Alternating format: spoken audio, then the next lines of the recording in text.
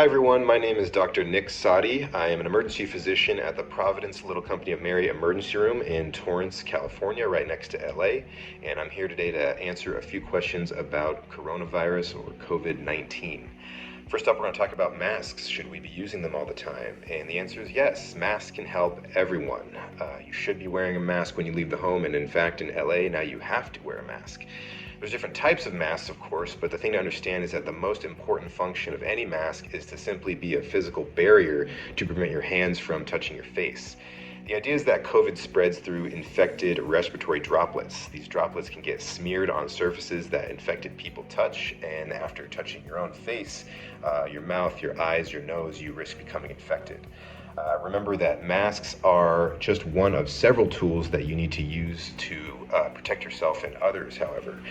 Most regular masks are going to fall short in two ways. One is that they're not protecting your eyes and your ears. The other is that they can't reliably protect you from aerosolized particles. That's what happens when those infected droplets in the airways get coughed or sneezed or even shot out when you're speaking. When these particles get aerosolized, they're smaller and they theoretically form these clouds around the infected person that can become inhaled or come into contact with your face. If you've been in isolation for 14 days, can you assume you don't have the coronavirus? I'd say if you've been in true isolation for 16 days and have had no symptoms, you can be confident you don't have the coronavirus. But understand, I'm talking about true isolation, like no contact with the outside world, you're not leaving your home, you're not having people or things come into your home. Anything less, even if the risk is low, it just means you can't be 100% sure. Remember, one of the things that makes containing this disease really challenging is the incubation period, which is the time in which you've contracted the virus, but you're not really showing signs of infection yet.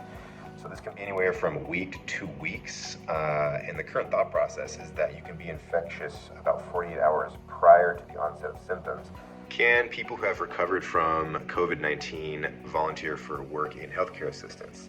The short answer is yes, you can, but the criteria for returning to healthcare work might vary by institution and could even change day by day over the next coming weeks as we learn more about the virus and have better testing.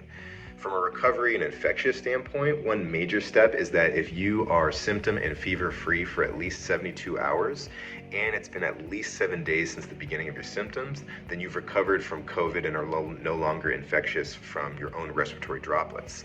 But many healthcare settings are requiring 1 or even 2 negative COVID tests after recovery. So it's probably best to call the site you're interested in working for, disclose your COVID status, and ask what they want to see before you start working there.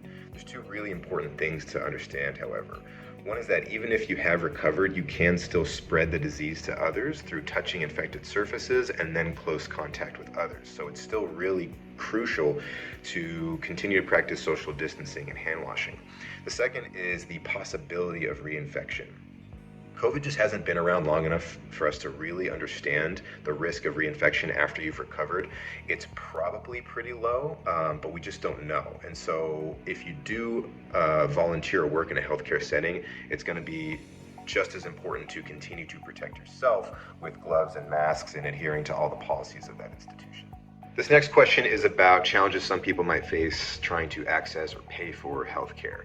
So firstly, when it comes to accessing healthcare, remember that any emergency room will have its doors open to you no matter what. If you're concerned about your health and want evaluation, we're here for you. When it comes for your ability to pay for healthcare, that's where things can get more complicated. Recently, the federal government passed a law called the Families First Coronavirus Response Act that makes it so being evaluated specifically for COVID will be free for all patients, and that testing will also be free. There are sites across the county doing drive-through testing, for example, so that you can stay in your car and take advantage of this. What this law does not cover is anything beyond that initial evaluation and testing. This includes treatment, other testing, specialist consultation, and the costs of hospitalization if that's something that you require. To recover those costs, based on your income, you may qualify for emergency health coverage. And some hospitals will even have resources to get you plugged into a consistent coverage plan. Lastly, though, it is important to consider whether being evaluated and tested is even necessary for you. Certainly, if you're asymptomatic, you don't need to get checked. And remember, we want everybody who has any symptoms of a cold, like a cough, sore throat, or fever, to assume they have COVID and isolate themselves. If your symptoms are minor and generally controlled with what you have at home, it's best to stay at home during your recovery. Remember, these tests aren't perfect and can miss the diagnosis sometimes with a false negative. So if you came to me with minor symptoms, I'd tell you to isolate yourself regardless of the test results. The most important symptom is your breathing. If you are having difficulty breathing or getting around the house, that's when I tell patients it's a really good idea to come and get checked out. This next question is about what type of food is safe to order for delivery. So fortunately, transfer via consumed food is not how this virus gets around. And these days, all of your food is going to be prepared by people using gloves and masks. And I just really wouldn't worry about the food itself. But I do think it would be a good idea to call the place you're getting food from and ask what steps they're taking to prepare their food cleanly if you do have concerns. Truthfully, I don't know that there exists any kind of formal or expert recommendation on what to do with cash right now.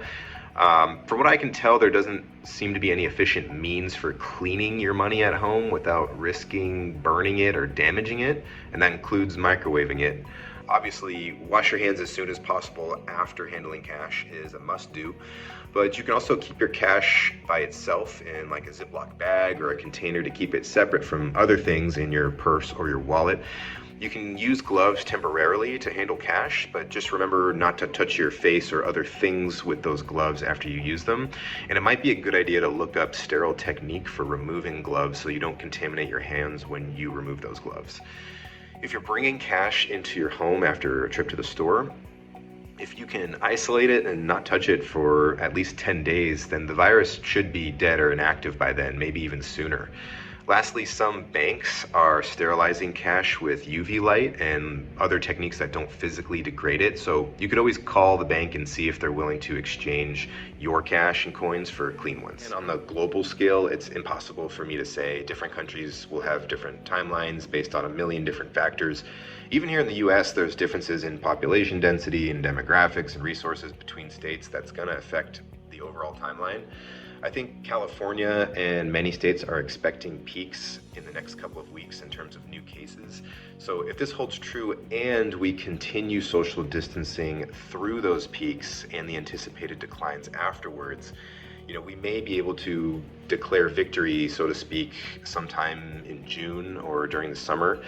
From what I've heard, most experts want to see a steady decline in cases for at least 2 weeks, which again is thought to be that upper limit of the incubation period.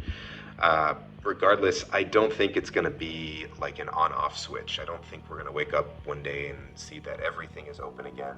I anticipate it's probably going to be something like a gradual reopening or rollout, maybe things like beaches and trails first before businesses, restaurants, bars, travel. If we want things to improve as soon as possible, and we all do, we need to continue to be really dedicated, take this really seriously, make it a full measure. Anything less would prolong things. Yeah, so social distancing is absolutely working in many places, but remember the main goal of social distancing is not necessarily to decrease the total number of people infected over time or eradicate the illness, but to flatten the curve, as I'm sure you've heard, which means to decrease the rate of spread and spread those cases out over time so we don't overburden the healthcare system. An overrun healthcare system would not be able to care for everyone in a massive wave, and many more people would die who could otherwise be saved. If you look online at the curves for many major cities, including New York, which unfortunately has been hit hardest of all, you can see that these curves are getting flatter. So we should start to see fewer and fewer new cases each day, even if the overall number of cases continues to rise. That's what we want to see, fewer and fewer new cases every day.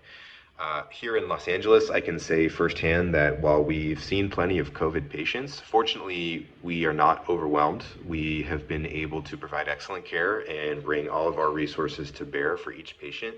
So I'm personally very grateful to Mayor Garcetti and our city for taking aggressive steps early on. And of course, us providers are extremely grateful to the people of our city who are practicing social distancing and the sacrifices that they're making every day, which allow us to do our jobs well and help the people that need it the most. So, thank you.